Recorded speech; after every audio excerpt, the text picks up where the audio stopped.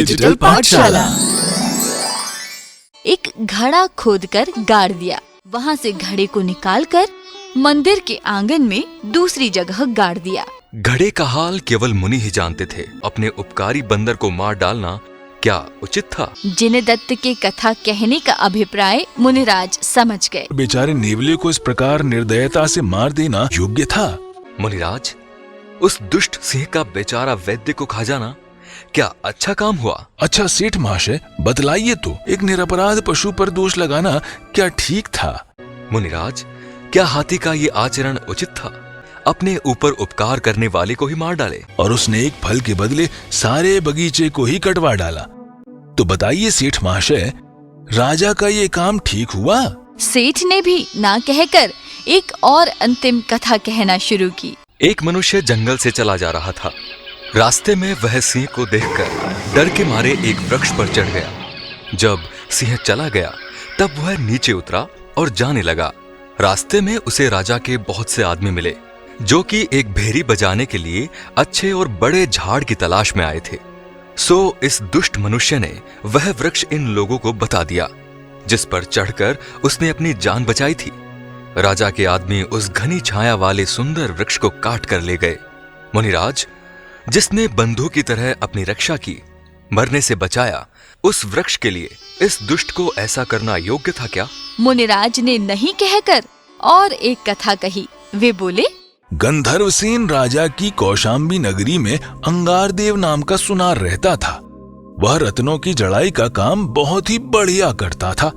एक दिन अंगारदेव राजमुकुट की एक बहुमूल्य मणि को उजाल रहा था। उसी समय उसके घर पर मेदज नाम के एक मुनि आहार के लिए आए थे। आहारचर्या के बाद उसने मुनिराज को सिंहासन पर बैठाकर और उनके सामने उस मणि को रखकर स्वयं भीतर स्त्री के पास चला गया। इधर मणि को मांस के भ्रम से कूंज पक्षी निगल गया। जब सुनार सब विधि ठीक ठाक कर आया तो देखता है वहां मणि नहीं है। मणि न देखकर उसके तो होश उड़ गए। उसने मुनिराज से पूछा, मुनिराज, मैंने अभी आपके पास एक मणि को रखा था, इतने में वह कहां चला गया? कृपा करके बतलाइए। मुनि चुप रहे।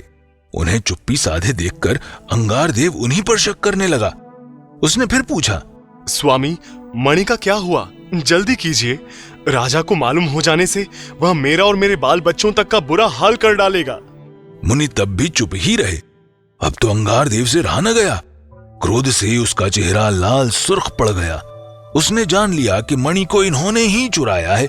सो उसने मुनिराज को बांधकर उन्हें लकड़ी से मारना शुरू किया।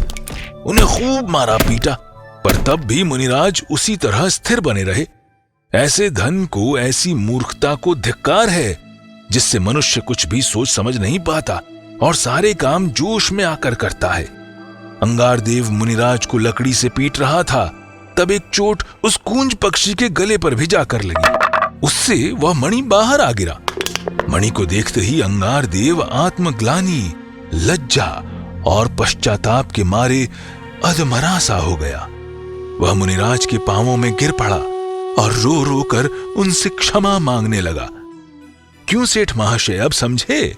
मेदज मुनि को उस मणि का हाल मालूम था, पर तब भी दया के वश होकर उन्होंने पक्षी का मणि निगल जाना न बतलाया, इसलिए कि पक्षी की जान न जाए और न ही मुनियों का ऐसा मार्ग है।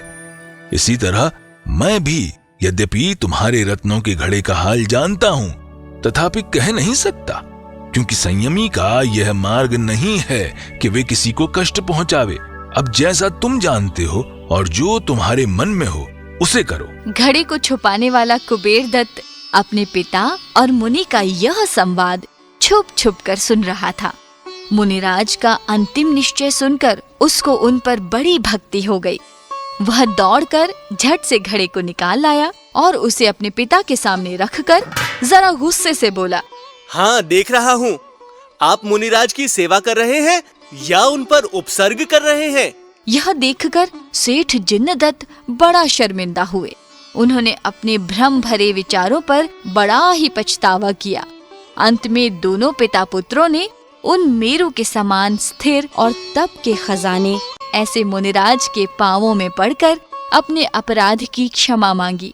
तथा संसार से उदासीन होकर उन्हीं के पास दीक्षा भी ले ली। दोनों पिता पुत्र मुनि होकर अपना कल्याण करने लगे और दूसरों को भी आत्म कल्याण का मार्ग बतलाने लगे। जय जिनेंद्र। धन्यवाद।